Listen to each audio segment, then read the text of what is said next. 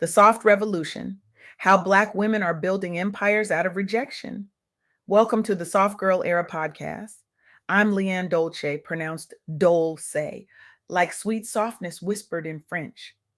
I recently had the profound honor of sitting down with Arnittress Dowdy, a visionary leader whose work is reshaping how we understand economic resilience, entrepreneurship, and the transformative power of Black women choosing themselves. Arnittress Dowdy is making the world a better place by illuminating the stories and data that prove what we've always known. Our circumstances don't break us, they forge us into something unstoppable. Today, I want to share the insights from our conversation because what they revealed isn't just information, it's activation. Let me start with a number that should make your blood run cold. Between February and September 2025, Black women lost 297,000 jobs. Nearly 600,000 of us were economically displaced. 75,000 Black women were pushed out of the labor force entirely, forced into what can only be described as economic exile. Government positions that once offered stability, Black women lost 1,500 of those jobs. The gains we did see, they concentrated in the lowest paying sectors of healthcare, food services, social assistance, where average weekly pay hovers between $530 and $1,200. Traditional employment pathways were closing, doors were slamming shut. The message was clear: you are not wanted. Hits it here. And you know what Black women did?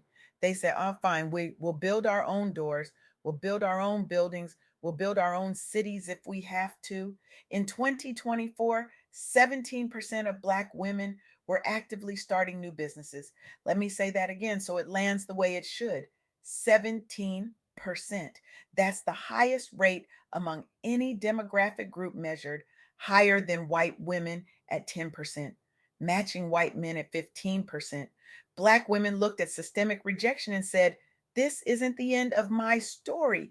This is the prologue to my empire.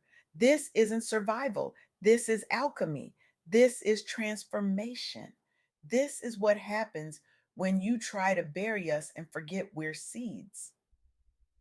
Arnittress Dowdy shared something with me during our conversation that I haven't been able to stop thinking about.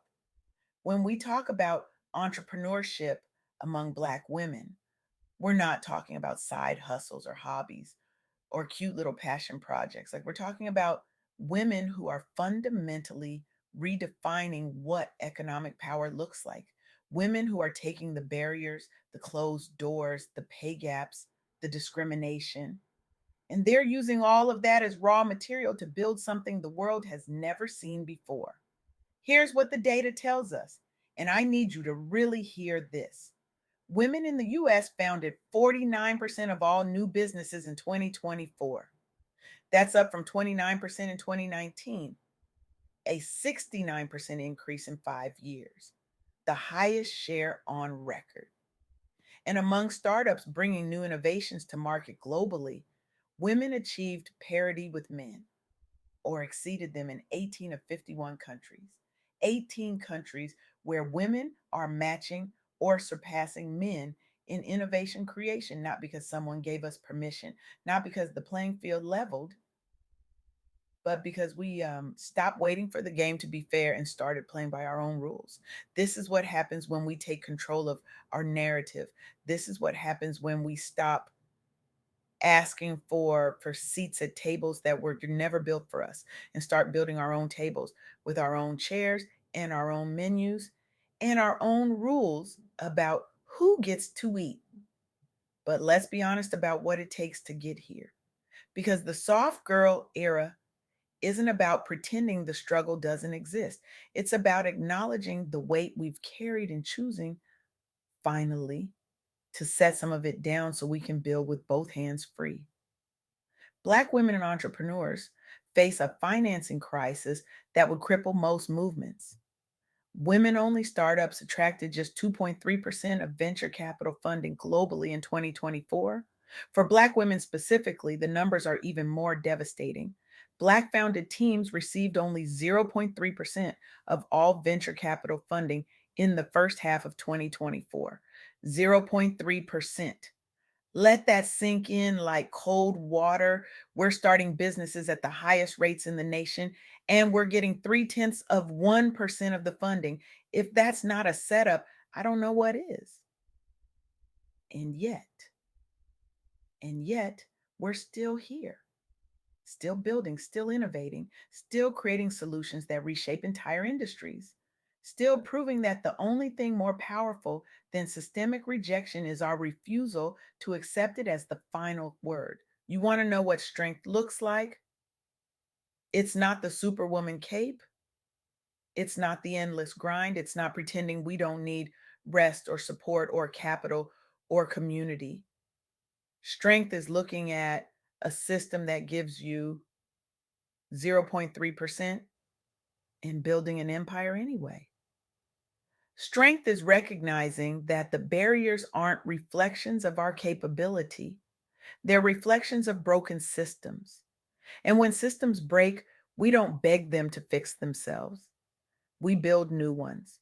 For decades, venture capital and business leadership have been dominated by homogeneous groups of investors and founders who tend to fund businesses that mirror their own experiences and demographics. This created a self perpetuating cycle where certain types of innovation received disproportionate resources while others remained underfunded. But as women, particularly Black women, have entered entrepreneurship in record numbers, we've brought different lived experiences, different problem solving approaches, and different visions of what markets need. We're not just filling gaps in the market, we're creating entirely new markets. We're solving problems in our communities that venture capitalists didn't even know existed because they've never lived our lives. We're building businesses in healthcare, fintech, sustainability, and community development, sectors where our lived experiences give us competitive insight that no MBA program could ever teach. Arnittress Dowdy helped me see something I'd been feeling but couldn't name. When Black women create their own opportunities, we don't just succeed, we excel in ways that traditional metrics can't even measure. The innovation data proves it. Among startups bringing new innovations to market, women achieved parity with men or exceeded them in 18 of 51 countries. That means in more than one third of the countries studied, women are matching or surpassing men in innovation creation. Think about that for a second. Despite receiving a fraction of the funding, despite facing credibility challenges from investors who apply different standards of evaluation, despite navigating pattern matching bias where investors fund founders who resemble previous successful entrepreneurs, a demographic that historically excluded women and people of color. Despite all of that, we're still leading innovation. This tells us something profound. The barriers we face aren't reflections of our capability, they're reflections of broken systems that were never designed to recognize brilliance when it doesn't look like what they expect. Here's where it gets revolutionary. Women are 2.5 times more likely to invest in women than male investors, 2.5 times. This means that when we control capital and decision making, we choose differently. We see potential where traditional systems overlook it.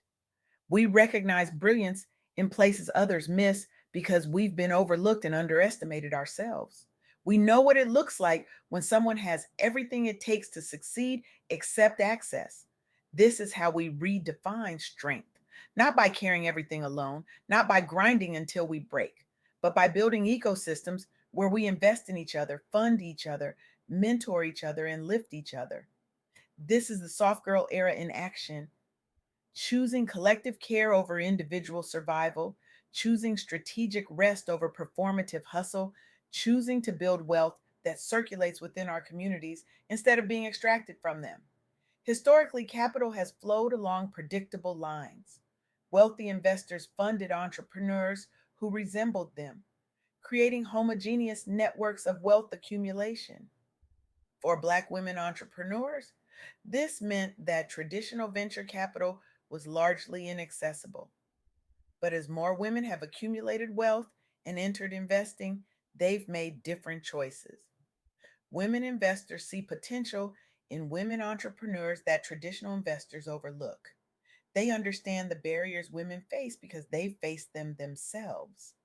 This has created a revolutionary shift. Capital is now flowing toward women at rates that would be impossible through traditional venture capital channels.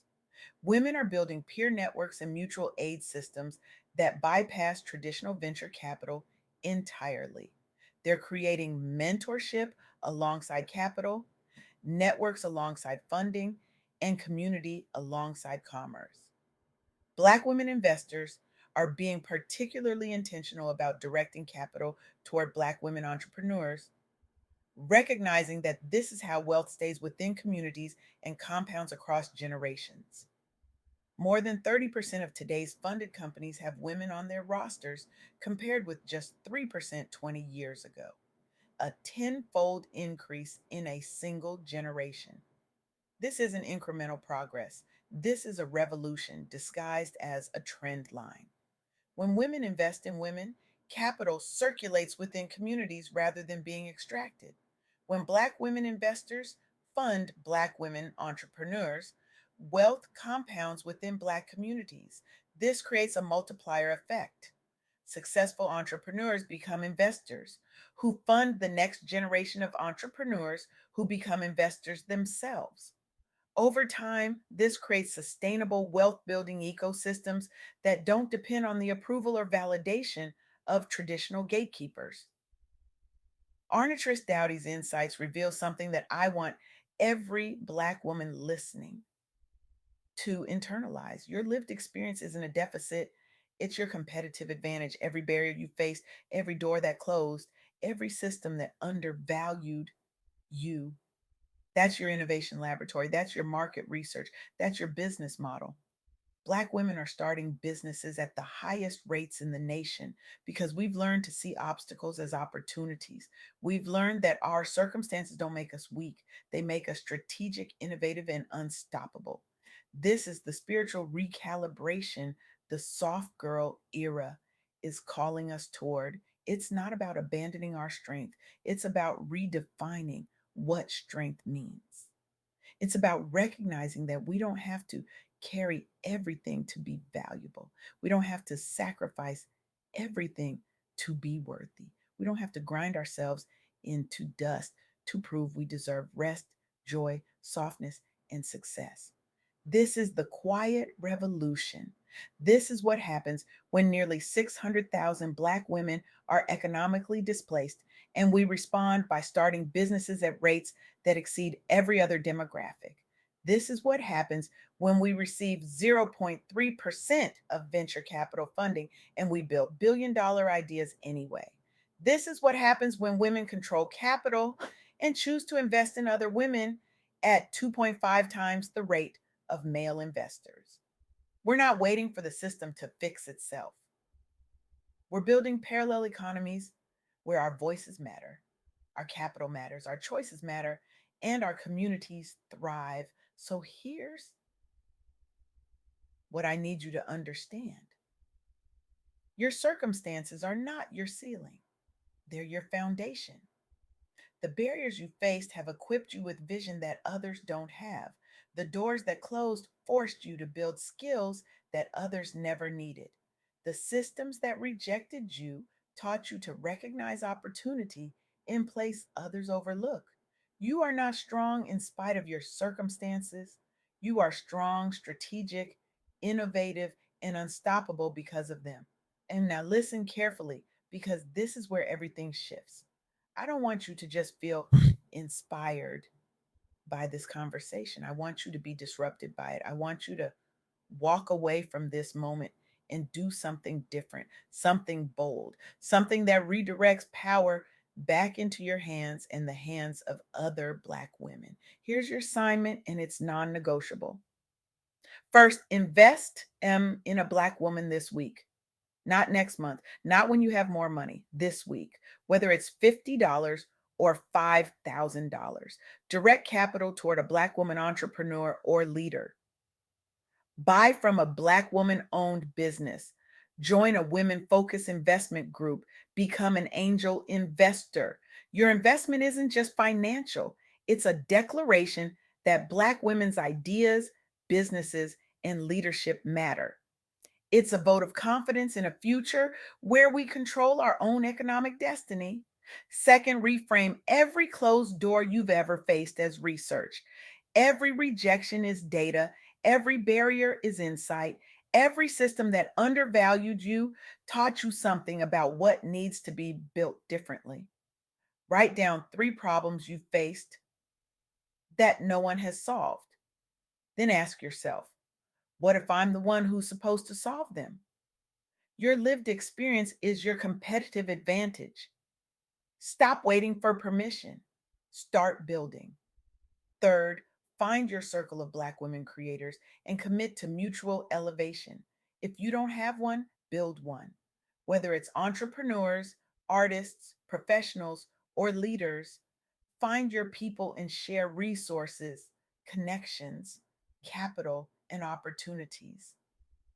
The most powerful economic force isn't individual success, it's collective wealth building.